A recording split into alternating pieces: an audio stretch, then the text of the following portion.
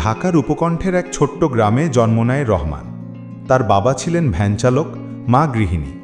সংসার ছোট হলেও স্বপ্ন ছিল বড়। রহমান ছিল 4 ভাই বোনের বড়। ছোট থেকেই সে বুঝে গিয়েছিল দারিদ্র মানুষের স্বপ্নকে আটকে দিতে চায়, কিন্তু চেষ্টা করলে সেই বাঁধ ভাঙা যায়। বই কেনা টাকার অভাবে রহমান প্রায়ই বন্ধুদের পুরনো খাতা ব্যবহার করত। তবুও পড়াশোনায় সে সবসময় ভালো ছিল। একদিন শিক্ষক বললেন, জীবনে বড় কিছু হতে চাইলে কষ্টকে শক্তিতে রূপান্তর করতে হবে। সেই কথাটা রহমানের মনে গেঁথে গেল। ক্লাস 8-এ পড়ার সময় রহমানের বাবা অসুস্থ হয়ে পড়লেন। সংসারের দায়িত্ব নামল মায়ের কাঁধে। রহমান বুঝল পড়াশোনা চালিয়ে যেতে হলে তাকে কাজও করতে হবে। তাই স্কুল শেষে বাজারে দোকানে বসত আর রাতে লণ্ঠনের আলোয় পড়াশোনা করত। বন্ধুরা যখন খেলায় ব্যস্ত, সে তখন ভবিষ্যৎ গড়ার স্বপ্নে ডুবে থাকত। এইচএসসি শেষ করে রহমান মাত্র 500 টাকা হাতে নিয়ে ঢাকায় আসে। থাকার জায়গা নেই, খাওয়ারও কষ্ট। এক আত্মীয়ের দোকানে কাজ শুরু করে, কিন্তু মনের ভেতরে ছিল আলাদা স্বপ্ন, নিজের কিছু করার। রাতে দোকান থেকে ফিরে মোবাইল দিয়ে অনলাইনে শেখা শুরু করে, ওয়েব ডিজাইন, ডিজিটাল মার্কেটিং। শুরুতে সামান্য কাজ পেলেও কয়েক মাস পর কোনো কাজ আর আসছিল না। ভাড়া দেওয়ার মতো টাকাও থাকতো না। অনেকেই বলতো, এসব দিয়ে কিছু হবে না, চাকরি কর। কিন্তু রহমান বিশ্বাস হারায়নি।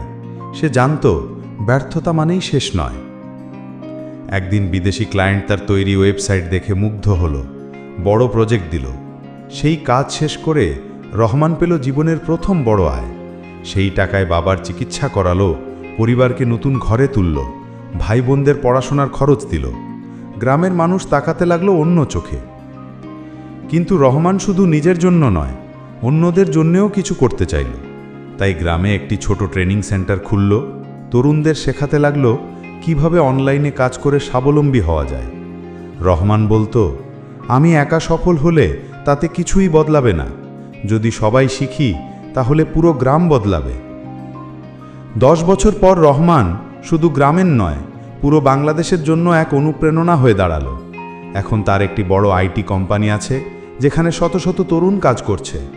এক আন্তর্জাতিক সেমিনারে রহমান বললেন, আমার বাবা ভ্যান চালাতেন। আমি যদি দারিদ্র্যের অন্ধকার ভেঙে আলোর পথে আসতে পারি, তাহলে বাংলাদেশের প্রতিটি তরুণ পারবে। স্বপ্ন দেখতে হবে, পরিশ্রম করতে হবে, আর হাল ছাড়া যাবে না।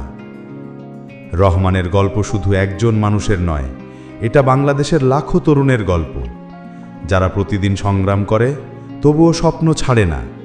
দারিদ্র্য বা কষ্ট আমাদের থামাতে পারে না। আমাদের ভেতরের বিশ্বাসই আমাদের আলোর পথে নিয়ে যায়।